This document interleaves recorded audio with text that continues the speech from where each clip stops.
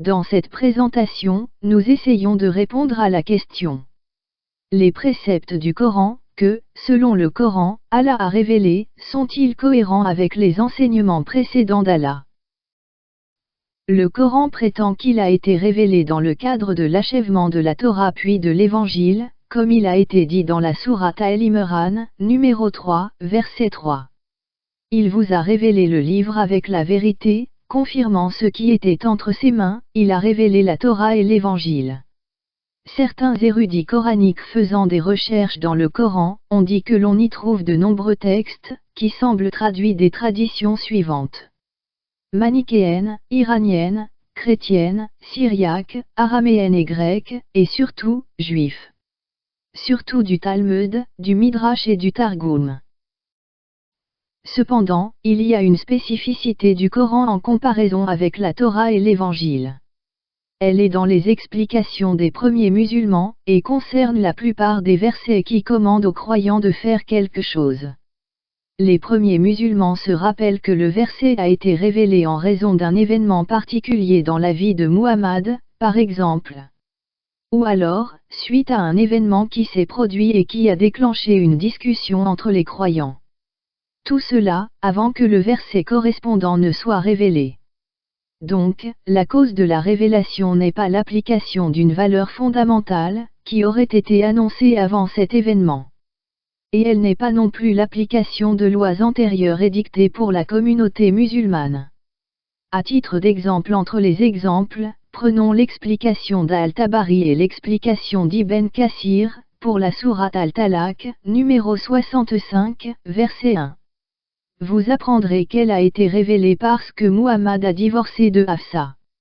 Et Ibn Kassir nous informe, de la part d'Anas, que le verset a été révélé après l'arrivée de la famille de Hafsa, après le divorce. Ce verset change ce divorce en cohabitation. Point 44. La parole d'Allah et ses préceptes étaient stables dans la Torah, et encore plus dans l'Évangile, sans avoir besoin d'événements humains pour être déclarés. Parce qu'Allah a consigné toutes choses par écrit, comme il a été dit dans la sourate Al-Naba, numéro 78, verset 29. Et aussi parce que la parole de ton Seigneur s'est accomplie dans la vérité et dans la justice. Personne ne peut changer ses paroles. Il est celui qui entend tout, celui qui sait tout. Comme il a été dit dans la sourate Al-An'am, numéro 6, verset 115. Il apparaît que le Coran change ses préceptes après des événements humains, et c'est pourquoi il est impossible qu'il ait été révélé par Allah le véridique, qui sait tout. Le Coran demande de tuer des catégories entières des habitants et de la société humaine.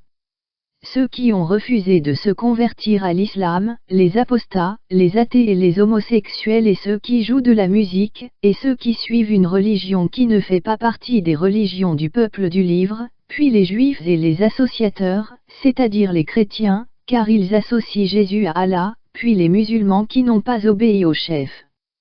Point 45. Le Coran contient de nombreux appels et ordres aux musulmans de tuer et d'être violents. Si Allah est capable de tout, a-t-il besoin de gens pour exécuter sa volonté et ses ordres sur la terre? Il y a 65 passages dans lesquels le Coran demande à nos frères musulmans de se battre, pour tuer. Et celui qui fait cela, veut tuer son ennemi. Ainsi, 65 fois le Coran leur demande de devenir des meurtriers. Il y a 165 versets non abrogés dans le Coran, appelant à l'usage de la violence.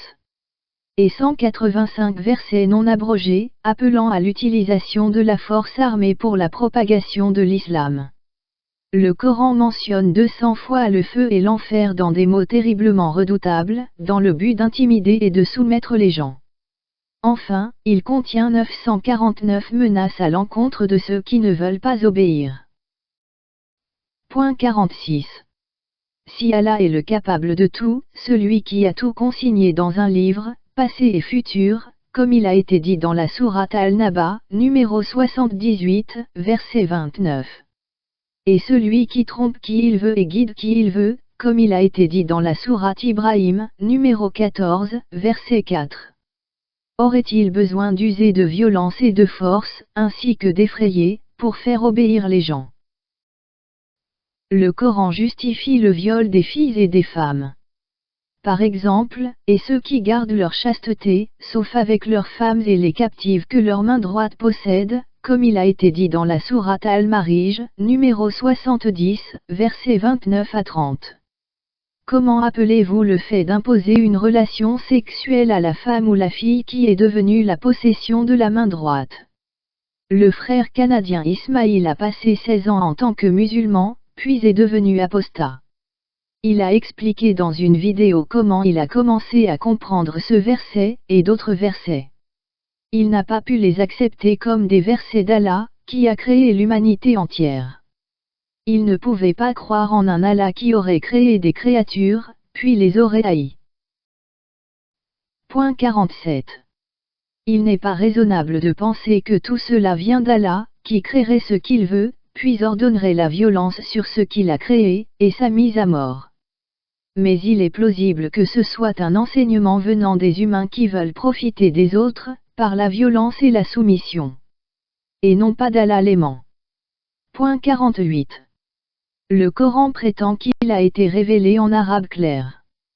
Sauf qu'il n'est pas clair du tout, même pour les arabes de souche, au point qu'il n'est pas compréhensible sans les explications humaines, tafasir. Le Coran prétend qu'il est impossible de produire un discours comme lui, comme il a été dit dans la sourate At-Tur, numéro 52, verset 54. Et ça veut dire avec des mots et des versets d'éloquence et de rhétorique comme lui. Cela est certain, vu que son écriture est faible, mal organisée et difficile à comprendre. Par exemple, l'histoire de Noé se trouve coupée en 29 pièces réparties dans tout le Coran. Quant à l'histoire d'Abraham, elle a été dispersée dans le texte coranique en 37 parties, sans aucune organisation logique. Ce type de texte est généralement inutile et non préservé dans le temps. Mais ce qui a conservé le Coran tout au long de cette période, c'est qu'il appelle à la violence. Nous prenons connaissance de l'explication d'Al-Tabari sur la sourate Al-Anfal, numéro 8, verset 31. Et quand on leur récite nos versets, ils disent, « Nous avons entendu cela, si nous le voulions, nous pourrions dire la même chose. » Ce n'est rien d'autre que les récits des anciens. Al-Tabari nous enseigne que ce verset a été révélé parce que Al-Nasr bin al-Harith était devenu prisonnier d'Al-Miqdad. Al-Nasr disait à propos du Coran, « Nous avons entendu cela, si nous le voulions, nous pourrions dire la même chose. » Ce n'est rien d'autre que les récits des anciens. Il disait aussi. Par Allah, qui est le meilleur dans les histoires, moi ou Muhammad. Et Al-Tabari nous informe que Muhammad a imposé à Al-Miqdad, le meurtre de son captif, Al-Nasr bin al-Harith. Alors, il est certain qu'il est impossible que reste en vie quelqu'un qui vient avec un discours comme le Coran. Point 49. Mais cela vient de Muhammad et non d'Allah. Est-ce qu'Allah, le capable de tout, aurait besoin de tuer tous ceux qui tentent de venir avec des histoires et un discours meilleur que le Coran? Concluons sur la deuxième affirmation. De tout ce qui précède, il apparaît que le Coran n'est pas une révélation, mais une production humaine.